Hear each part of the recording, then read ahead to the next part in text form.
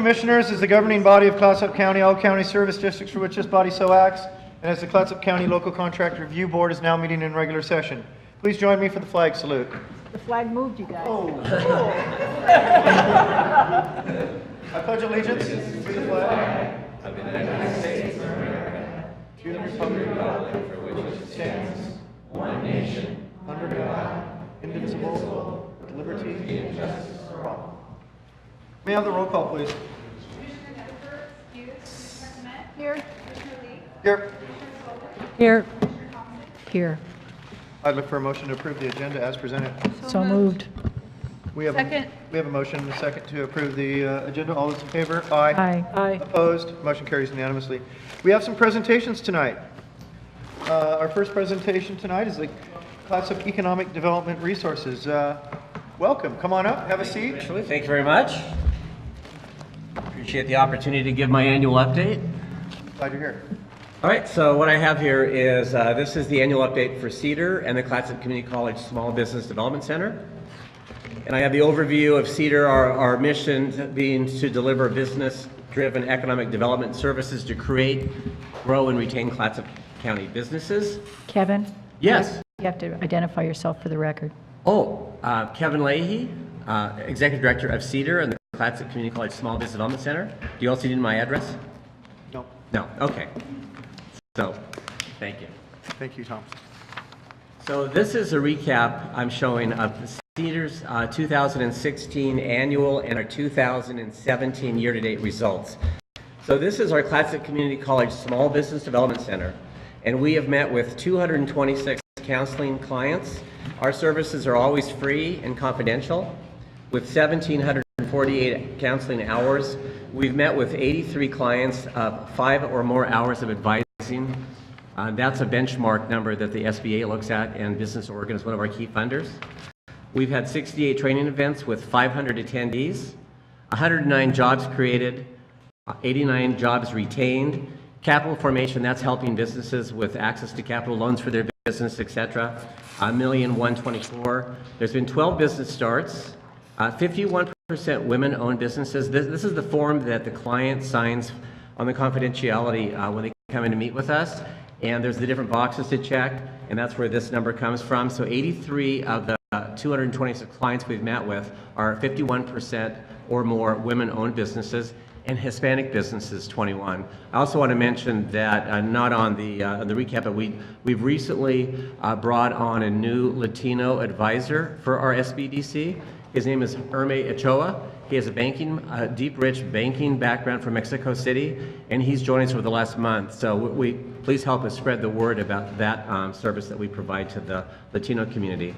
We also have our Cedar website at clatsopd.com. The SBDC website is bizcenter.org, which is on the screen here, and we're in the midst of upgrading that right now statewide, and it's going to be launched next Wednesday, August 30th, and on there will be several of our clients that we have had permission from to give testimonials about the services that we've provided, because again, as you all know, our services are free and confidential unless the client gives us permission. So. The Small Business Management Program, that is our signature program through Clatsop Community College. It's been a part of the college for over 30-some years. Walt Holstowait, who many of you know, he's the EVP and Chief Lending Officer for Craft 3. He continues to be our SBM facilitator and program manager for this next year, which is huge. It's his way of giving back to the community. And we'll kick off our sessions October the 4th in Seaside. They run through June of 2018. And I'd love to, share more information about that if anybody has any questions later, or to email me. But this is a program this is a for-cost program where a business invests $695 in this 9-month program. We meet every other week, and again, it's a cohort of businesses where we have one-on-one advising. We have classroom time once a month for 3 hours. And the cohort, the businesses work very closely together along with the advisors. So we're very, very excited, and we're in the middle of our recruitment right now for that program. Our approved budget, and thank you to Clatsop County for their approval of the $70,000 for the Cedar approved budget. And this is the recap of the $271,000 budget for Cedar. The revenue is on the top and the expenses are on the bottom. On the left side, you can see that our key funders besides the county are the cities, the Port of Astoria, Sunset Empire Transportation District. We have from Clatsop Community College, who is our host, significant dollars, and as well as program income. When we have a workshop that we collect fees for, that goes against this number. We have private sector sponsorships. I'll show that the actual detail breakdown in a few minutes here. But we have 79 members on the private sector side that from about 2 members 4 years ago. Our federal and SBDC, that's again how we provide the free and confidential advising. That's SBA and Business Oregon, 73,454. And we just got word that we're going to be getting significantly increased funding from the legislature from Business Oregon for our center for this year, all the centers in the state of Oregon. So we'll be able to deliver even more services to the local region here, fall and for next year. The carryover, that was what we had in our checking account. Expenses for the most part are the wages and fringe for myself, as well as our full-time lead advisor, David Reed, and Tammy Lambert, our administrative assistant in South County, shared with the college. We do pay rent to the Clatsop Community College to have our Cedar offices at the South County Center. We have our contracted consultants. That's our part-time advisors that we pay. We always talk about, we're always looking for more funding because we do pay our advisors, and other than the SBM program, our services are free. General administrative advertising, etc. And I just did the recap. Again, we appreciate the support of Clatsop County and the cities and all of our partners. Just some of the quick highlights here. We had our Cedar Awards event at the Seaside Convention Center this year with over 180 business and community leaders in attendance. And we're actually going to have the event this next year, March of 2018. We're refining the date right now, but it's going to be held here in Astoria on the Lexington campus in Patriot Hall. So we're very excited to show, of course, our new facility up on the hill. Kevin, I know the last meeting happened to be the night of a commission meeting, so hopefully when you're planning the next annual one. Oh, yes, they can. Thank you. We will. I appreciate that. Yes, we'll most definitely not have it on the same night. I received some emails, so yes, thank you very much. The Clatsop County Job and Career Fair, again, we've had it now 3 years running. We had 71 employers participate. Over 700 students attended, including Nacelle and Ilwaco High School. Reached out to us. We're so happy to have them here. And we added an adult job seeker portion in the afternoon. And we're going to be also expanding that for this next year, working with the 5 school districts and the Cross River school districts and the Oregon Employment Department for our event for next year. And again, we're hoping to have it at Patriot Hall. It's just nice to have that facility here in Astoria, and I think it's going to be a great location. We had our first annual Clatsop Commercial Fisheries Tour, and it was held on May 31st. Several of you attended, and it was again, like we're going to be talking, because we're here to present tonight our forestry, our FEDC update, which includes the 27th annual Leaders Tour, and we had the Fisheries Tour this year that was spearheaded by OSU Extension. And Cedar, I was part of the steering committee also, along with other volunteers. So it was amazing. This was just this is the agenda for the day. You can see that we had a lot of presentations.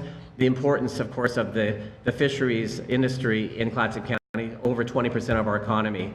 And we did have a wonderful seafood lunch. It was hosted by England Marine Supply. So those were the sponsors. That was just to show that. That was Amanda Gaddis, wasn't it? Pardon me?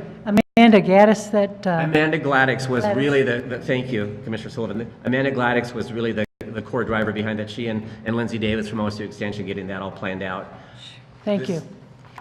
The CFEDC, again, we'll talk about that in more detail here in a few minutes, but September 12th is coming up. We hope you can all attend. It's always a very informative and educational event, and also a chance to meet with a lot of fellow citizens and leaders Tuesday, September the 12th. Just again, I'm not going to recap this by line here, but just other activities that Cedar is involved with, partnerships with the county, the cities, working on economic development for our region. I serve as the enterprise zone manager for Clatsop County. That is an ongoing. Been working with the Arts Council, Clatsop County, to emphasize and publicize the economic impact of the arts in Clatsop County. I provided some information to that committee recently on our economic data here in the rest of the region, from the key industries, but how important the arts is to our economy and the multiplier effect that I know has been and will be shared. And we're also launching an internship program. We're going to be having training coming up September 27th in Seaside. What that means is that Craig Hoppus and the other school superintendents have funded a group to come up from McMinnville to do training. We're going to be having 20 businesses participate in this training. And what's going to happen, it's going to be then a rollout for these businesses to have these interns in summer of 2018 come and work in their business. And Hampton did that recently. I think that Lois, the plant manager, is going to share a couple comments about that as a prototype. Very successful. And it's a way, we spend a lot of time at Cedar working on workforce development and training. So that's the reason working with with the ESD, working with STEM, working with the school districts, working with connecting all the dots. And this is a big plus for our region to have this this training. Kevin, I'd really like to appreciate you for including every single school system in Clatsop County. Thank you. All Thank you. 5, well done. Thank you, Commissioner Thompson. And then just other activities that Cedar is involved with the chambers and the downtown organizations. This is a list of our the private sector members of Cedar, and again, this has really allowed us to grow the advising that we were unable to do. I've been the director now for 6 years, and 6 years ago we had a director, myself, and 1 full-time advisor. We've added 4 part-time advisors since then, as well as the Small Business Management Program with Walt Polsterwaite, and so this is, we thank these businesses for being members of Cedar. Welcome. And I said 79, and that's my update on the Cedar. And are there any questions that I could answer, or? I don't have a question, but I have a compliment. I had a commissioner from Eastern Oregon contact me, and they'd heard about the real robust economic development program we have here, and she was trying to get as much information that she had, and people know that we have a real strong program, and I think you played a real big part of that, and I really appreciate your work. Well, thank you, Commissioner. That's great. Thank you so much for sharing that. Any other commissioners have any other questions or comments? I just want to, I don't think it's quite, I can, the senior, I'm on the Senior Disability Board, and one of the things locally we're talking about, and I don't think we're ready to come and talk to you yet, but about getting some programs, a program that would emphasize caretaking in that population, and maybe some kind of training or certification. Like through the college, perhaps, or for Yes. Oh, okay. Yeah. So there are people that are working on that. I'm sure they'll probably contact. Oh, excellent. Well, and we know that the healthcare sector is one of our key industries here in the county, and so I appreciate them coming. It's a growing need, and I need. know that the state of Oregon, it's developing as we go. So. Great. Thank you. Great, thank you for your report. Should I stay up here for the next one, or? Yeah, we're ready. So now we're going to get another presentation from the Clatsop Forestry and Wood Products Economic Development. Okay, so let me see. Oh, wait. Teresa, do I? Oh. All right, let me.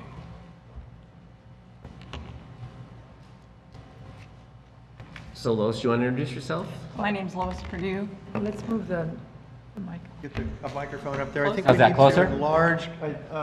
Teresa, I think we need to enlarge our screen here, and we're not up here yet. You don't have a PowerPoint for this, correct? No, I saw that was part of the packet, but I can just talk through it. No problem. Okay. Sorry. All right, cool. So going through the overview here, so we're representing the Clatsop Forestry Economic Development Wood Products Committee. I serve as the chair, and Lois and I are going to be giving some updates. I would like to introduce our committee members that are here tonight. Behind me, I'm the chair, as I said.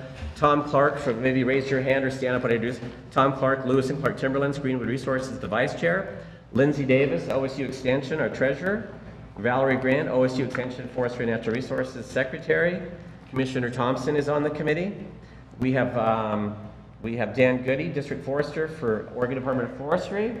Craig Sorter from Weyerhaeuser. Cliff Tuttle from Hampton Warrenton Mill.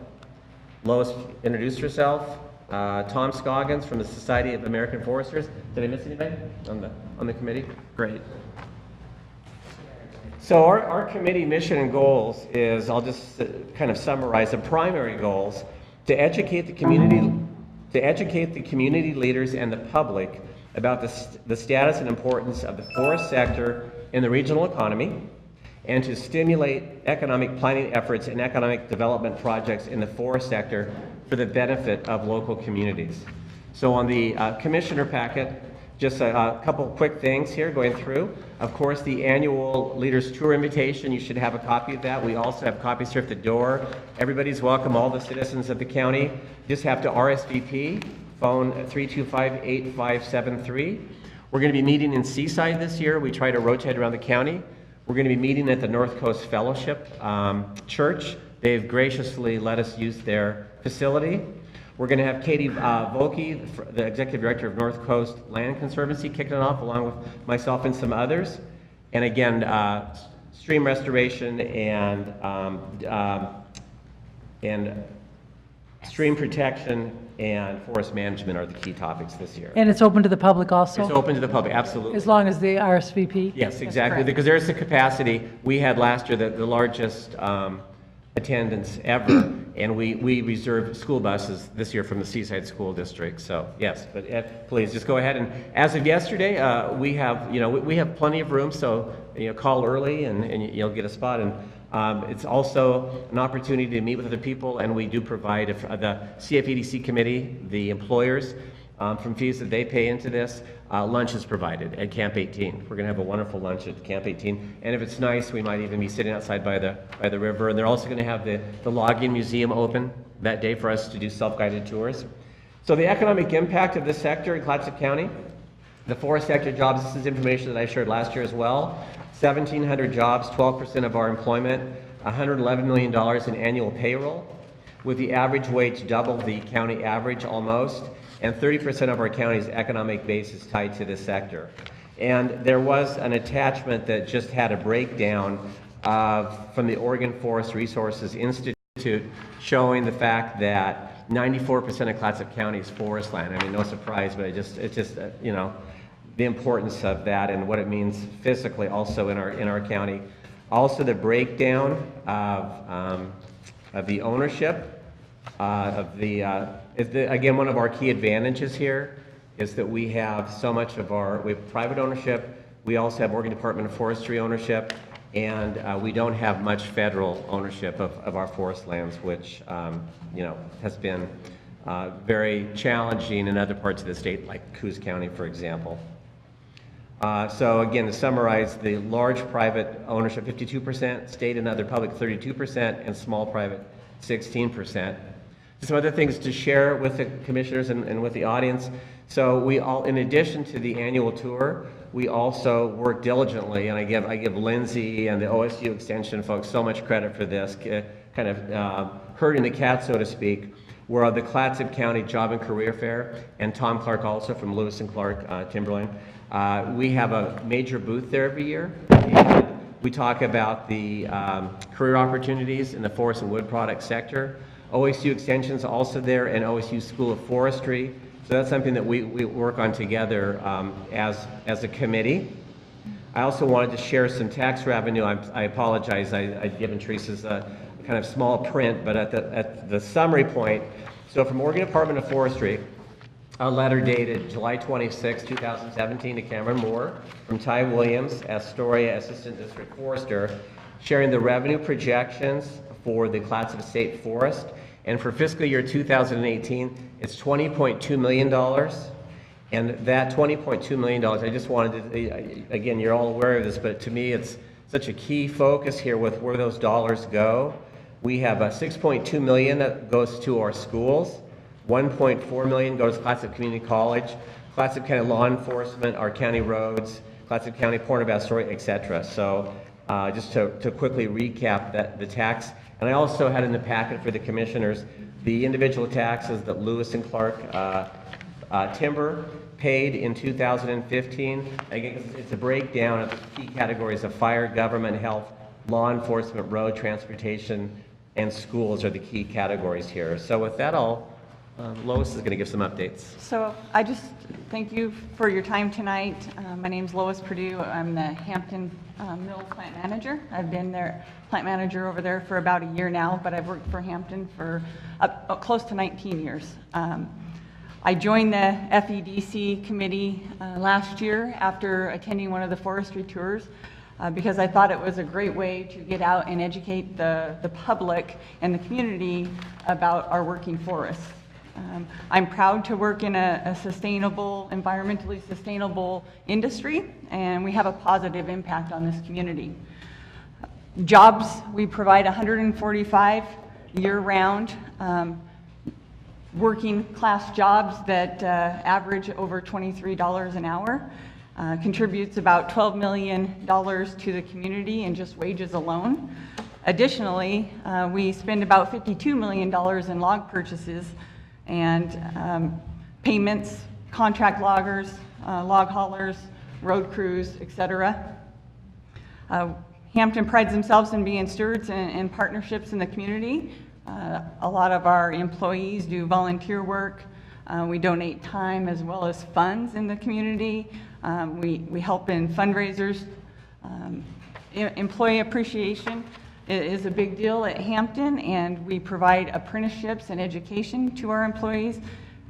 And as Kevin mentioned in the earlier segment, we did a pilot program for the intern.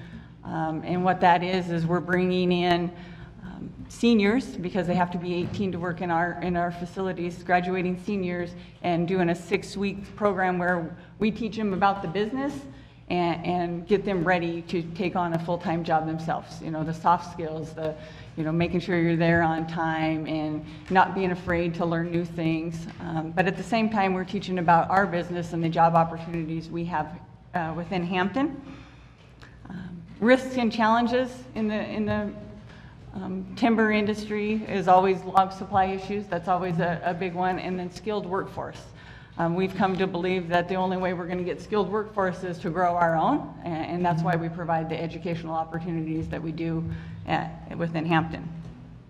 I believe the best way to overcome a lot of these risks and challenges is to speak publicly, get out in front of people, educate them on what we do, and that we too believe in a balanced forest policy.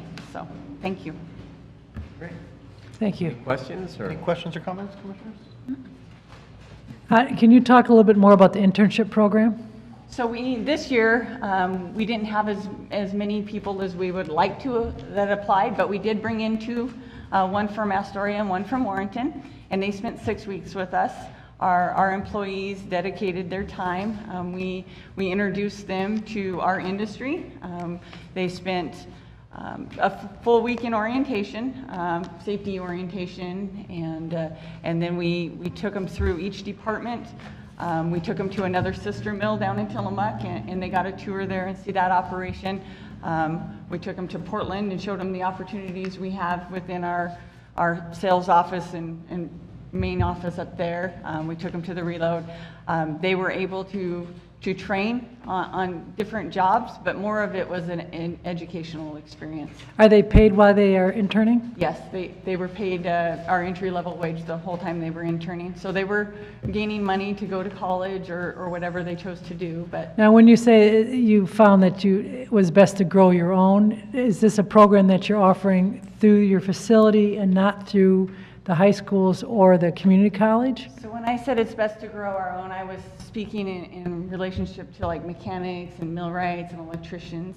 So we provide those apprenticeship programs within our facility, and they do participate at classes at Clatsop Community College, or a lot of the electrical programs have been going down to Tillamook.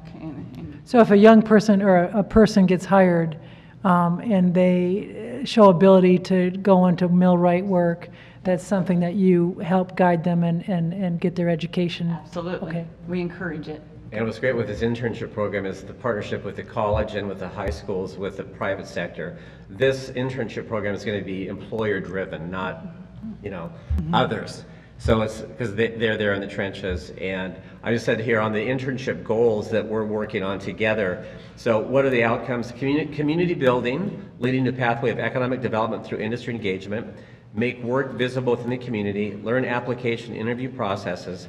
Internship experience is meant to learn how to work, develop work ethic, recognize transferable skills, and build the resume. and prepare interns to enter the workforce with concrete career readiness and technical skills. So that's what we're working on. It's pretty neat. That's pretty neat. Thank you very much. I have a general Thank you question, for- Kevin. Yes. In the previous legislative session, there was a bill introduced by one of our legislators from the South. It was a workforce training bill around shop classes and it passed. Are you familiar with that? Yes, I know that, I I know, was trying to find it here. I had it on somewhere's in here. yeah, I know what you're talking about, but I know. So there's going to be some funds available for that here in our county, right? Yes, correct. And that's again, with looking at like the STEM portion and looking at the career technical side of things, but that there are going to be opportunities that there weren't before. And some of the high schools have reintroduced some of the programs slowly but surely, but yeah, it's a big yes. Yeah, since I've been on the workforce board, Yeah. that was something that was very important for us. We'd hear that constantly from industry folks that, getting shop classes back, and I'm Yep. pleased to hear that. And so I look forward to learning more about that. Well, I go to meetings like every other month or so with Tony Erickson and others, part of that group too, so. Yeah, I'll do some more research on that, but Okay. I think that's a great program. Yep. Great. Great. Okay. I just want to say one thing, as the commissioner who's been meeting with this committee for a couple of years now, I really appreciate the patience and kindness of people who've helped expand my view of the world and my understanding of how things work. Because I come from Michigan, I come from farming stock, I come from folks who've worked in factories, and some of us had some white-collar jobs, but there was a lot of folks who got their hands dirty working. And to understand your long-term commitment, all of you, to the forests, to the people who work in the forests, and when you say grow your own, that long-term stewardship is so evident to me. So I want to thank you for your welcome, and thank you for making me a smarter and hopefully a better person from my interactions with you. Thank you. Thank you very much. Great. Have a great evening. Thank you for your presentation. Now we're going to move on to business from the public. This is an opportunity for anyone to give a 3-minute presentation about any item on the agenda except public hearings or any topic of county concern that is not on the agenda. People wishing to speak during business from the public must fill out and sign a public comment sign-in card. Is there any business from the public tonight? Merritt, come on up, and I'll take that. Is there any other comments tonight? Merritt, again, welcome. And if you could please state your name and address for the record and have 3 minutes.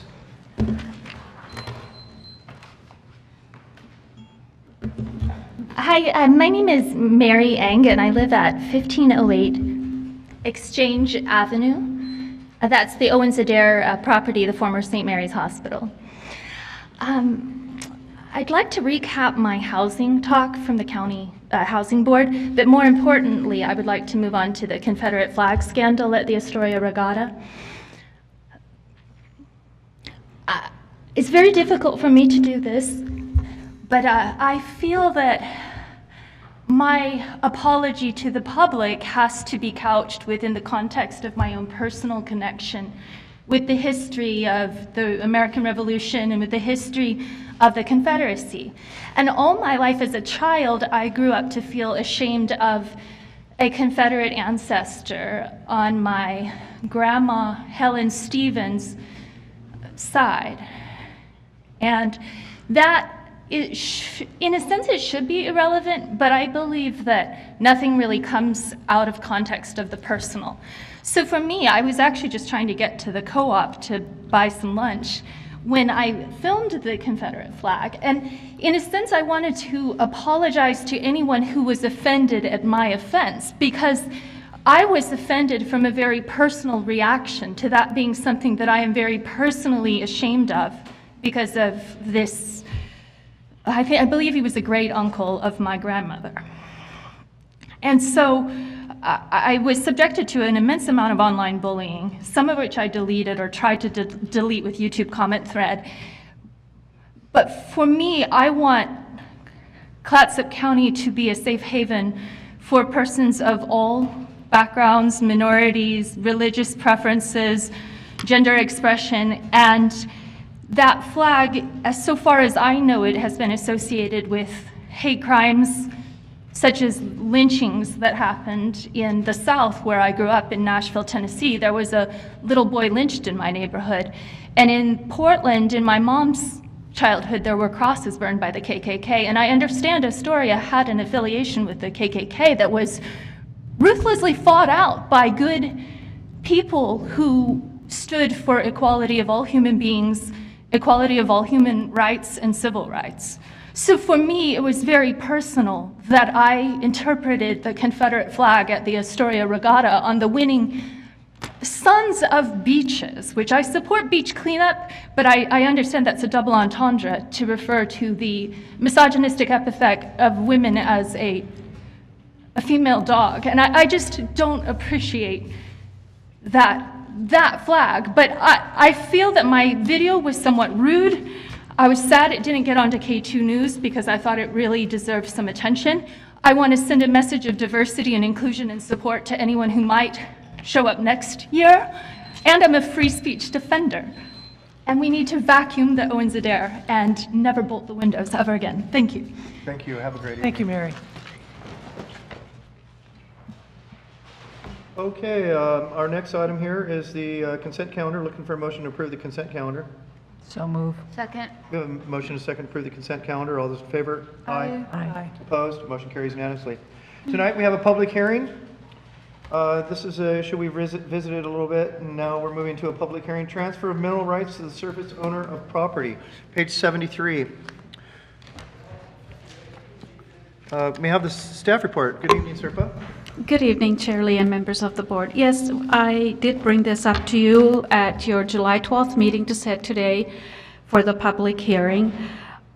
This is based on release of the mineral rights that the county retained in 1961 on a parcel in Seaside when it sold it to Richard and Jenny Sith.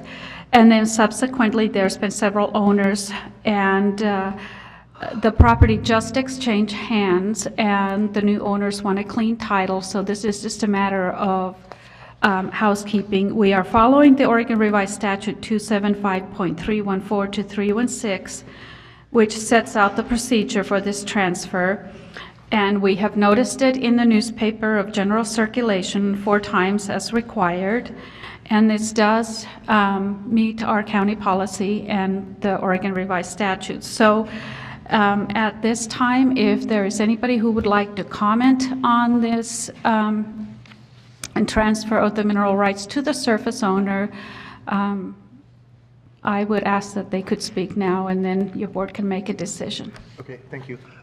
This is a time set for a public hearing on the transfer of mineral rights to the owner of the property.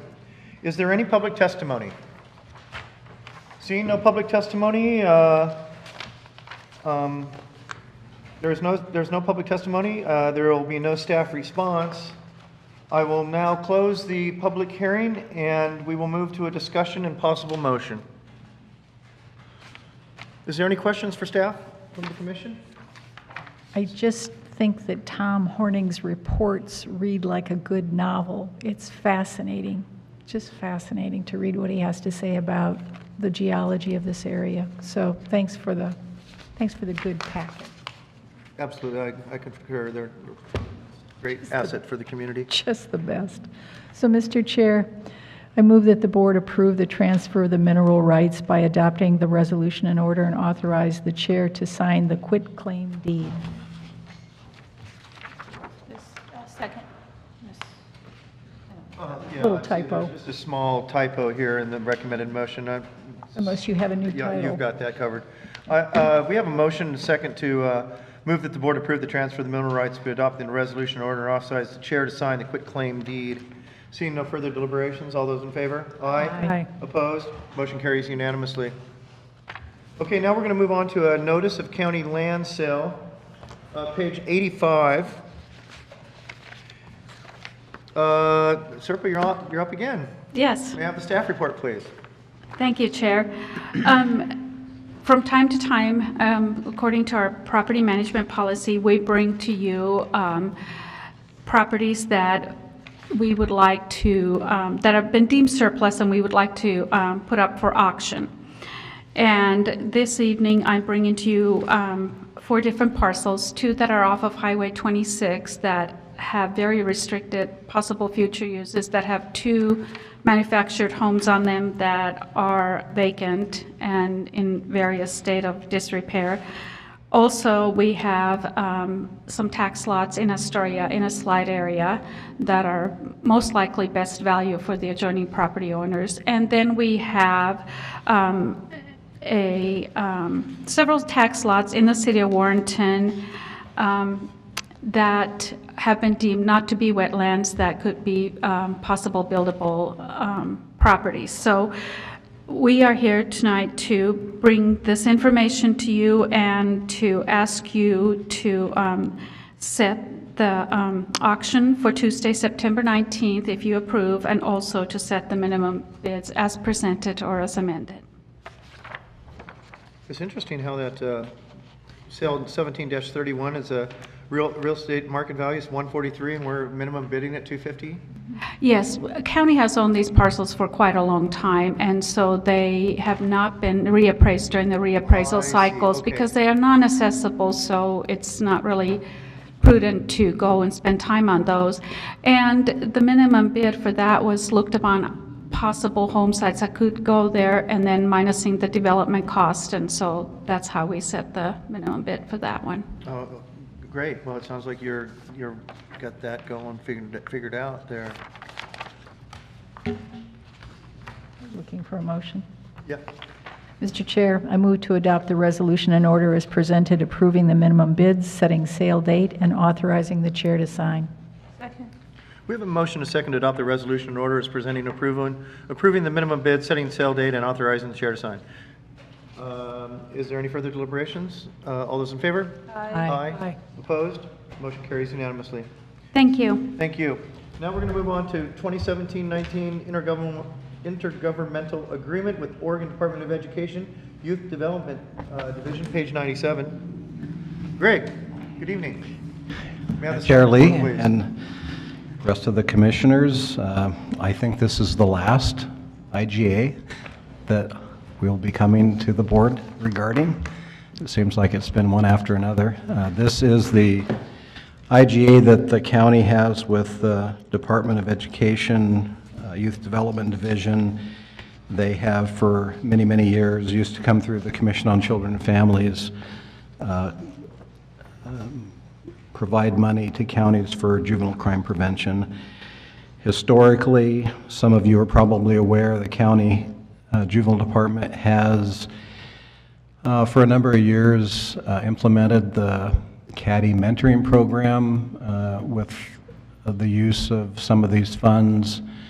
More recently, in the last few years, primarily due to struggles with mentoring, primarily struggles with people wanting to be mentors. We moved during the last biennium, consulted with Department of Human Services and actually did a skill building group for some local foster kids that were in local foster care, high-risk kids. We have targeted young people who have not made it to the juvenile department but have been identified as high risk to get there. The last year and the plan for this coming year is to, we have a staff member that is partially funded with with this money, and another trained juvenile counselor who are both trained girls group facilitators, girls circle facilitators. And last year we did a girls circle at both Astoria and Seaside Middle School, and the hope this year is to, if possible, to incorporate Warrenton also into that mix. Again, these young people are kind of, I don't want to say targeted, that's not a good word. They're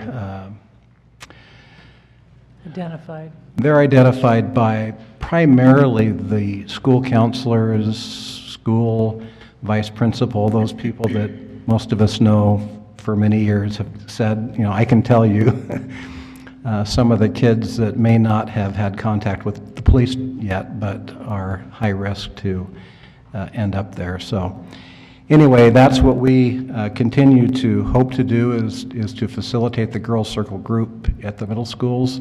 It's a high-risk time of development. These kids moving from through that age range, a lot of pressure on them, as we all know, and hopefully it will do just that, prevent them from coming to the juvenile justice system. So I would ask that you approve of the IGA. I can say that when we were actually doing the budget was when the state was looking at a possible maybe 8 to 12% cut in funds, and we're actually going to get the exact same amount that we received during the previous biennium. So that was good news. Let me ask you a question. I know evidence-based information is all the rage now. Sure. So is that built into this also, that what you find out in these groups you'll be able to input someplace so that'll help in the future? So what? Apply for grants? Yeah, part of the juvenile crime prevention fund process is that we have to do JCP risk screens on all of the kids that are served with that money. So you can use that? So juvenile departments all over the state use that risk screen for kids that they do work with that have been referred by law enforcement. But the Oregon Department of Education requires that we use that same risk screen on these particular kids because they need to be at-risk youth. Mm-hmm. And so in theory, what happens is that they do that risk screen up front during that identification process, and then subsequent follow-up. And those are all, I'm going to say they're inputted into a state computer system, but I say that knowing that that state computer system has been basically inoperable for about at least a couple of years because they're just struggling with trying to get it to work. And so a lot of that information is just being hand scored, and that information is provided to the state.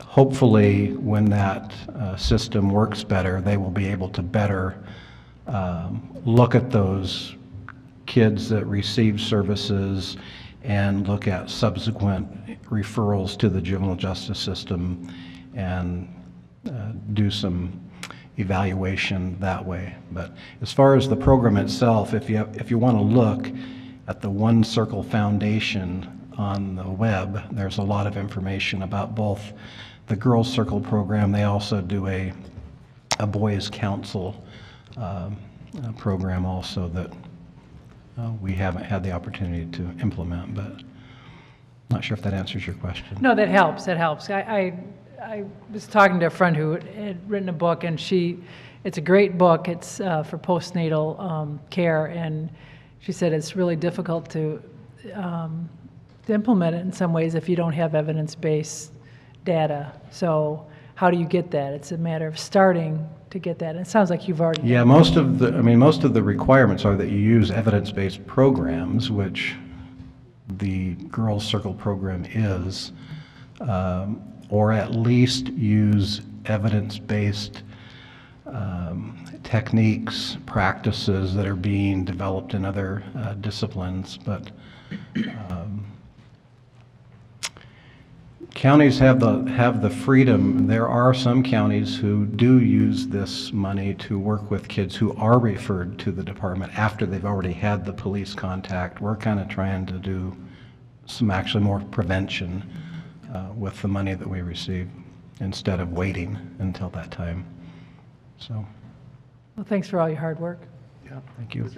So, Mr. Chair, I have some questions. Sure. I apologize, I didn't call you with these questions. Really support your department, really support this program, really support preventative work, really support working with girls. 4 out of the past 5 years, I've taught for the community college. And what my students have taught me is that the binary male-female system doesn't fit some people. I'm also aware that the most at-risk group is LGBTQ youth. And so I understand that you've got a male-female system, but for youth for whom it's a spectrum and it's kind of a shifting thing, highly at risk, mental health, criminal, all that. I mean, do you have the capacity, do you have the kind of the bandwidth? Is anybody dealing with those kids? And that's a curveball, sorry.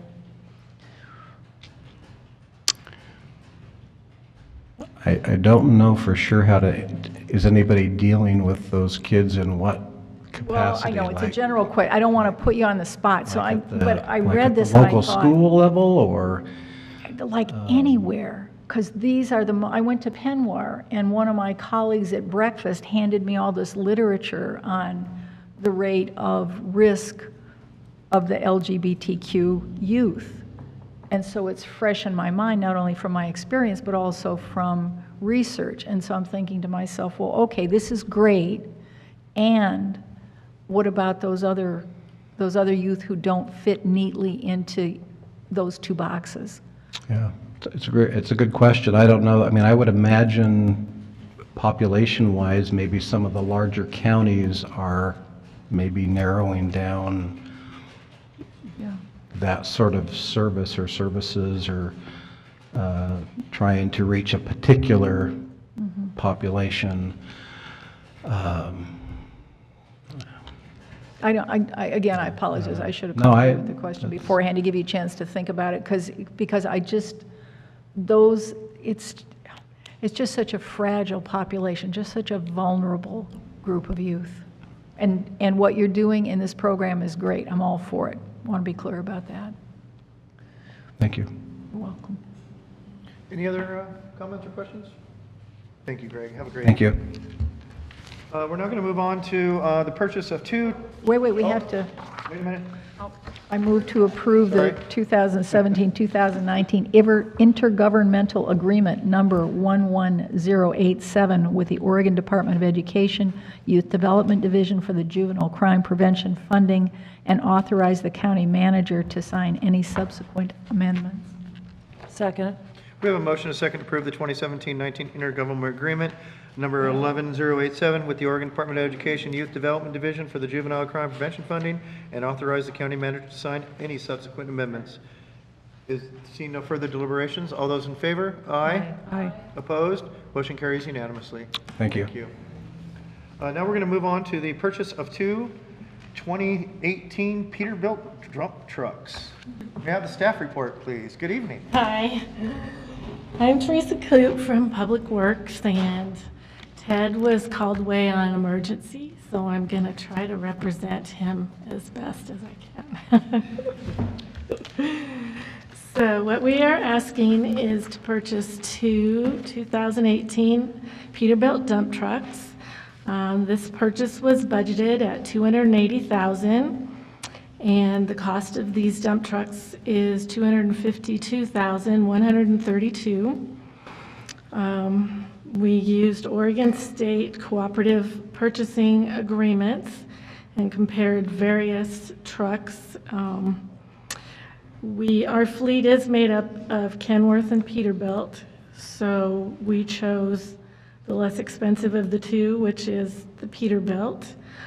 These two trucks are 19 years old.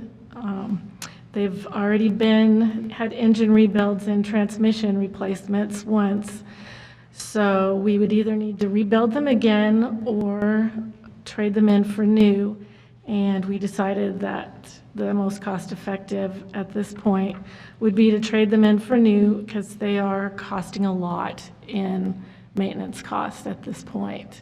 So what we are asking is to purchase two 2018 Peterbilt dump trucks from DSU Peterbilt, and to declare surplus our number 230 and 232 Peterbilt dump trucks. 324,000 miles on a truck. That's like great. It's a lot of miles. So, when the Public Works Department put their budget together for the $450,000, this was penciled in as part of that? Yes, So I think I remember that. yes. That's great. I think that you guys have done your due diligence here, going with Kenworth and Peterbilt, considering many of the parts and, employees are familiar with the machines. Is there any other questions before we look for a motion?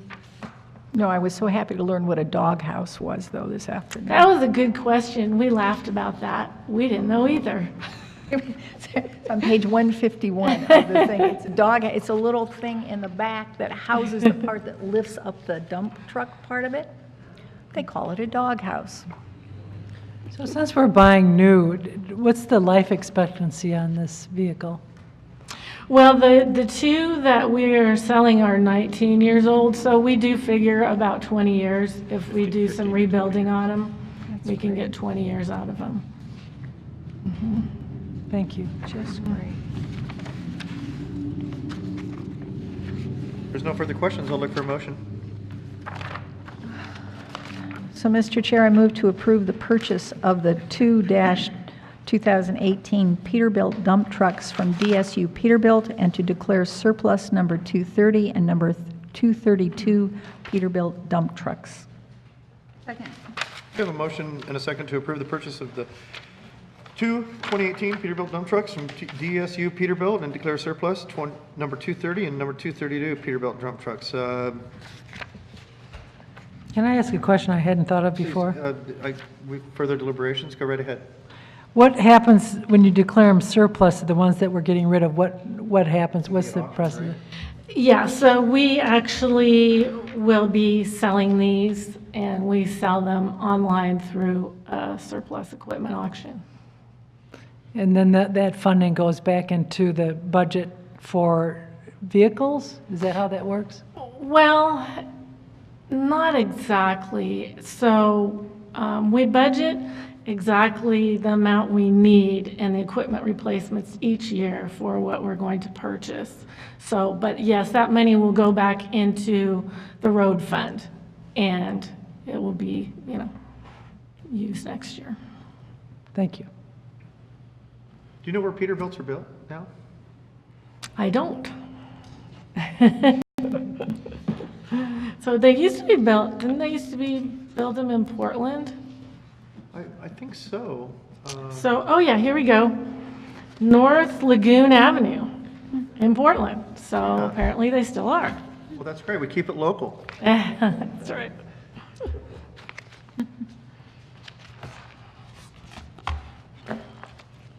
Looking for, okay. We have a motion to second. See no further deliberations. All those in favor? Aye. Aye. Opposed? Motion carries unanimously. Thank you for the staff report. Now we're going to go to the purchase of a tractor mower, page 159, and I think you might be up again, huh? Yes, that's me again. All right. May I have your report, please? Okay. So we are asking to purchase a 2017 Kubota tractor with a Tiger mower attachment.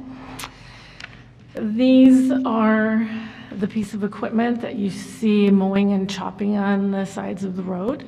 And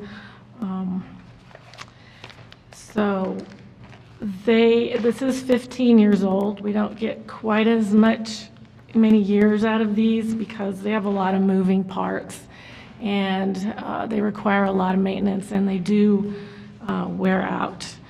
So this one we chose between 4 different vendors on the Washington State contracts, and we actually went with the least expensive, which was a Jennings Equipment Kubota tractor with the Tiger mower attachment.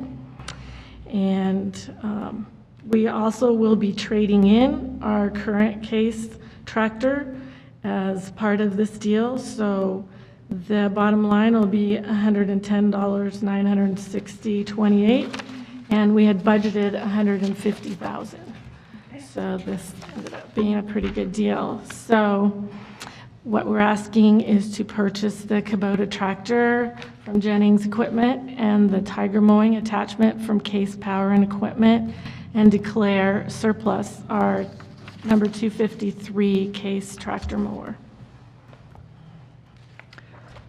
So, Mr. Chair, I move to approve the purchase of the 2017 Kubota tractor from Jennings Equipment Company and the Tiger mowing attachment from Case Power and Equipment, and declare surplus the number 253 Case tractor mower. Second. We have a motion and a second to approve the purchase of the 2017 Kubota tractor from Jennings Equipment and the Tiger mowing attachment from Case Power and Equipment, declare as surplus number 253 Case tractor mower. Seeing no further deliberations, all those in favor? Aye. Aye. Opposed? Motion carries unanimously. Thank you. Have a great evening. Thank you. Thank you, Teresa. Thanks, Teresa.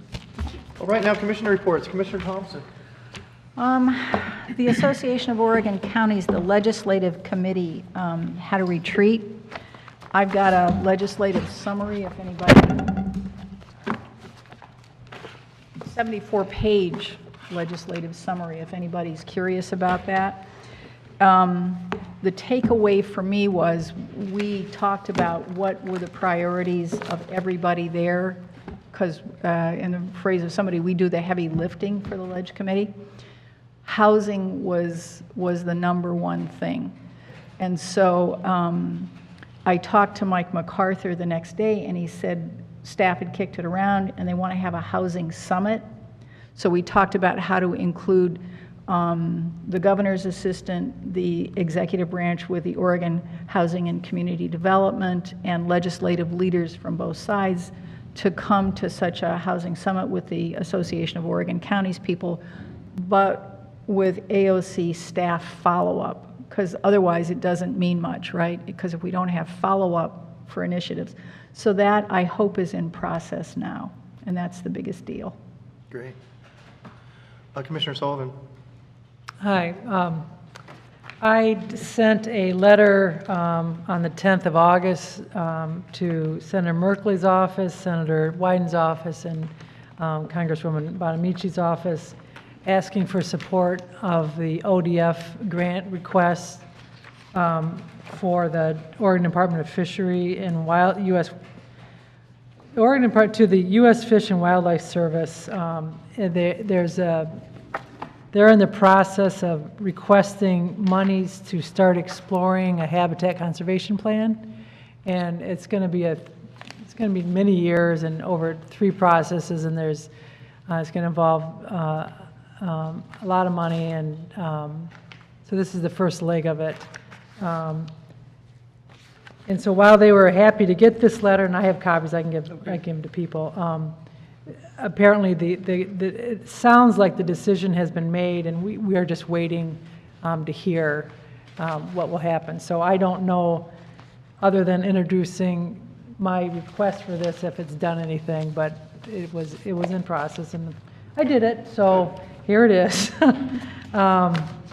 But I think it's very important to get Clatsop's voice out there that we do support a habitat conservation plan, because the state is looking at changing the forest management plan, and we need to have all the angles covered.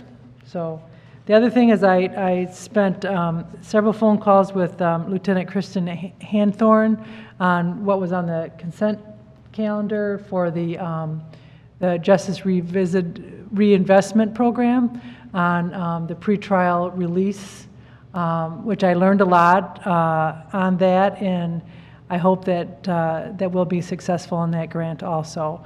I think that one of the reasons that attracted my attention is that as we move forward discussing a new jail for this community, there are many topics on that, and one of them is,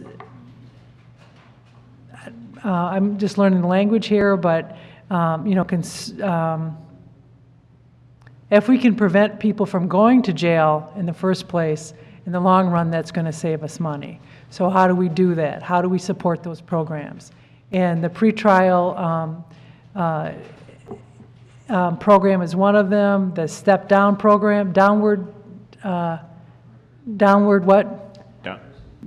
departures is another one. I unfortunately was unable to attend the community based on addiction program, maybe somebody up here did last week. Debbie Morrow and her group had, which is another aspect of all of this in the community. How do we take care of these things before they become bigger problems and they have to be locked away? So when I talked to Lieutenant Hanthorn, she said that hopefully in the future that they'll be able to come and give a presentation to the board telling us about this program, and I think that would be great. I'd be interested in hearing more about that. So, and with that, that's all I have. Thanks. Great. Well, thank you for your effort there. That's great to hear. Commissioner Clement. I just have a fair update. I think it went relatively well. We had some changes this year. The fair board decided to change the parking and drop-off. So we've always gone in to drop off 4-H kids in the morning and feed and anything we might need on the first exit. So I think they're trying to eliminate people parking there unauthorized when the fairgrounds open. So they changed it to the third entrance, which is the main entrance, and it was the first day was horrible. The parking security guard was way down near Waleski Road, and the line of traffic backed up trying to pull in was really far back, and people were trying to get out of Waleski Loop to get to town to work. So it was just kind of chaotic, and they had him filling out a huge form for every single person that went through that included like their driver's license number, they had to get that out, their license number, a ton of things, just for literally going up, turning around, and coming back in 30 seconds. So went up, drove around, came back, and I did the whole thing, the whole process, and went up, turned around, came back, stopped, waited for many more lines, another 20 minutes for him to move the John Deere, one person, to let me out, and then everyone behind it. So I was like, oh wow, I better talk to her. So I sent her an email saying, this is my experience of what happened this morning, and we should think about making some changes, like move the security guard to the very top of the hill so that people can at least pull in, and see if there's any possible way that he can simplify his record keeping of those long sheets for every single car that comes in. So they did that immediately, and it was a breeze the rest of the time. So I was happy to kind of be the guinea pig, if you will, and kind of report back to what was happening there. So that was one change. Another thing, they had Montgomery Gentry on Thursday evening. They had more vehicles than the previous guests last year. So they had some trouble getting them through. They're interested in another road in the back and expanding that and trying to get them through that way. That's one update that they're putting on the radar for next year. Another issue they had was the parking, or the entry into the fair was backed up, I think she said 6 miles, so a long, long way. So I think they need to figure out how to get them down that hill and parked a little bit quicker. Maybe Thursday night people park for free.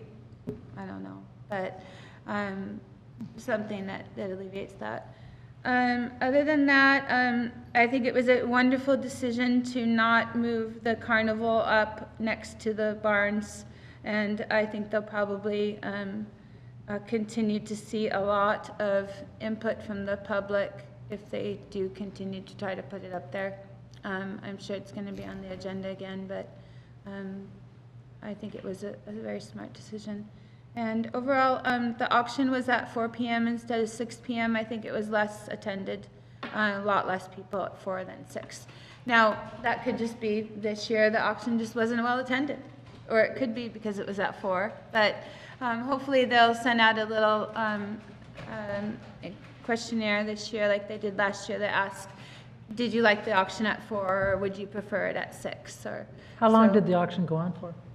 We left at 10:30, so I think it was over at 10. Okay, so that was much better than midnight last year. Yeah, but same amount of time. I think we had more pigs this year, I'm pretty sure. We had every year we get about 20 more pigs, so the pig auction is the big one. What the kids were getting for their animals, was it good or no? Lower this year, Lower this year. overall. Lower overall price this year, overall.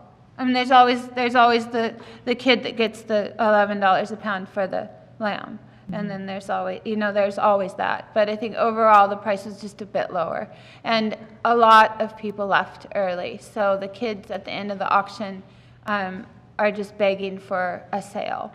And it was a little bit, I thought, overall for all those kids at the end, more challenging for them to get up to where a couple kids I heard did not break even. And I actually haven't heard that much. So again, it could be just this year. You just don't know. I mean, there's multiple reasons for it. But overall, I think it was a great fair. We always have wonderful compliments on Clatsop County youth and 4-H and the quality of livestock that we're raising in Clatsop County. The judges are always from somewhere else, and every year compliment on the quality of what we're doing here in the county. Especially the swine judge. He was here last year, and he gave out very few red ribbons this year for swine. No white ribbons. He gave quite a few white ribbons last year, which was pretty shocking, but he really didn't like a lot of what he saw. And this year he made continual compliments on just how much better things have gotten and how just overwhelmed he was with what we're producing. So yeah, I mean, I think it's great. The 4-H Leaders Association and all of the employees and the leaders and the individual group leaders work really hard, and it's evident. And it was a big success. So a few hiccups with change and growth, but I think that if everybody just continues to working together is really important. And I'm trying to bridge the gap between the board of the fair board and the kind of the 4-H and the county and us. And I just want everybody to kind of be open and communicative with everyone and work together. I think it's really important, and I don't know that we've seen that in the past. So that's my update. Thank you. I have nothing to report this week. County Manager Moore. Just a couple of things. I know housing was mentioned earlier.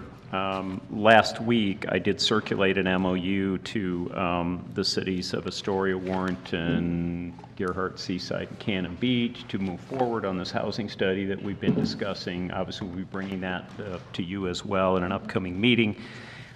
Speaking of upcoming meetings, our next meeting is September 13th. We right now are planning for a work session at 5 o'clock before the meeting, just to review our budget process. I know we had some questions come up as we went through the budget this last year, and we just want to have that discussion and see if there's anything in our budget process that we may want to consider changing. And then also our meeting after that, September. Is that the next meeting you said? Yeah, September 13th. Okay. And then the meeting after that is September 27th, and once again, we are planning a work session at 5 p.m., and this is in regards to the possible new jail in Warrenton. I do want to mention at that session, we will have the architects here. I know that the sheriff plans to be here, and I've also sent invitations to the mayor, city council, and city manager in Warrenton. Since this project is in Warrenton, I don't know if they'll attend or not, but I assume that we'll have someone from Warrenton that will attend. And then last, at an upcoming meeting, we need to get Dan Gaffney back here and give you an update on where we're at with the preschool feasibility study. So we'll get that on an agenda here in an upcoming meeting, either September or October. So happy to answer any questions. Is the Hampton people are still here? Is the forestry tour on September 13th? 12. 12. So it's okay. So okay. All right. Is that your report? Yes. All right, thank you very much. I just have an add-on, because I had the big report about how we were all mobilizing for the solar eclipse. I called, talked to Neil Bond before the meeting, and he said a lot of preparation and cooperation, and went very well, and as far as they know, there was no, fire started by this event. So, and as we all found out, traffic was much less than we thought it was going to be, so, thank you. All right, thank you, everybody. The meeting's adjourned. Have a great evening.